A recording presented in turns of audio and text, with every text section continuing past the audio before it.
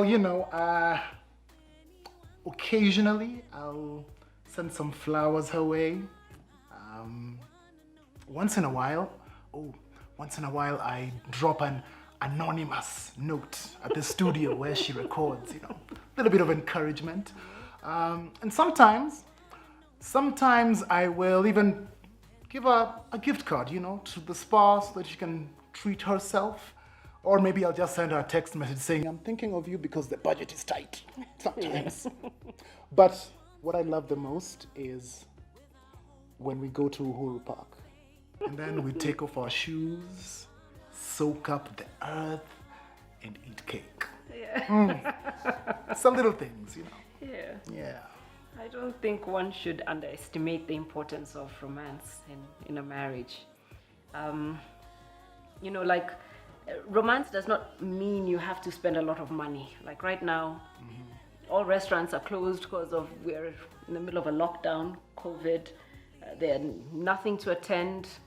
So I think romance is finding out what the other person likes and making sure that you do it for them.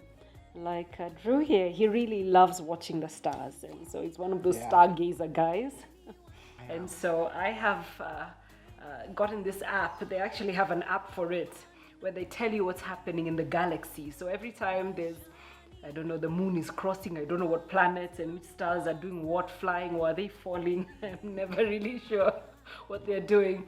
I will keep track of it, and then we will take a drive because you need to see the stars where you have a lot less light. Exactly. And we'll take a drive out and watch the stars together.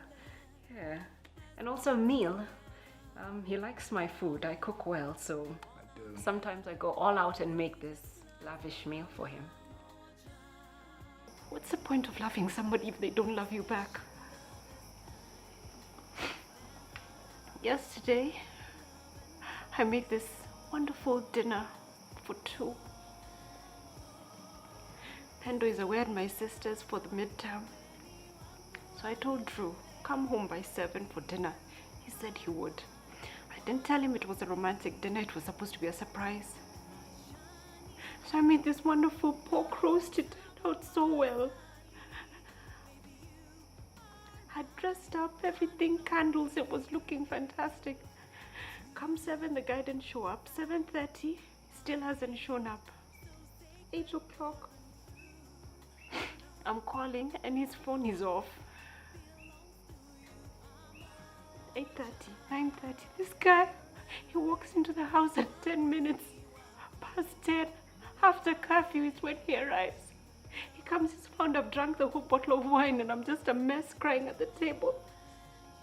So what's the point? What's the point? Usually before I get home, like just when I can see the gate, I usually park by the corner. Then I just sit there. Sometimes even for an hour. What am I doing? Sometimes I'm just breathing,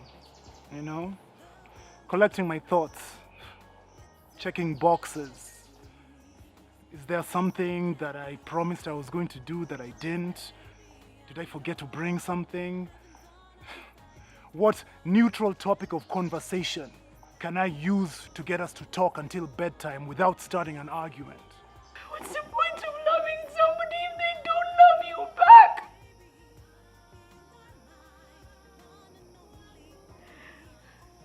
What's the point of thinking about somebody if he never thinks about you?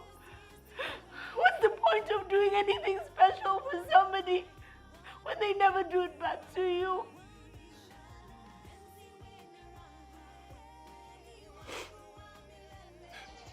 And mind you, this is after another long-ass day at the office. I'll walk in. I'll apologize for being late. I'll tell her that my phone had a problem. I forgot to charge it, left the cable sijui wapi. Truth is, I actually just switched that shit off, man. It doesn't matter.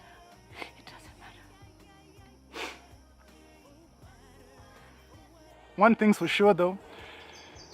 When I walk into that house, my breath is super fresh. Because if Ziki finds out that I'm back to smoking, fuck. He treats me like I was the maid who says Baba Pendo kuja na mkate, and if he forgets, that's okay.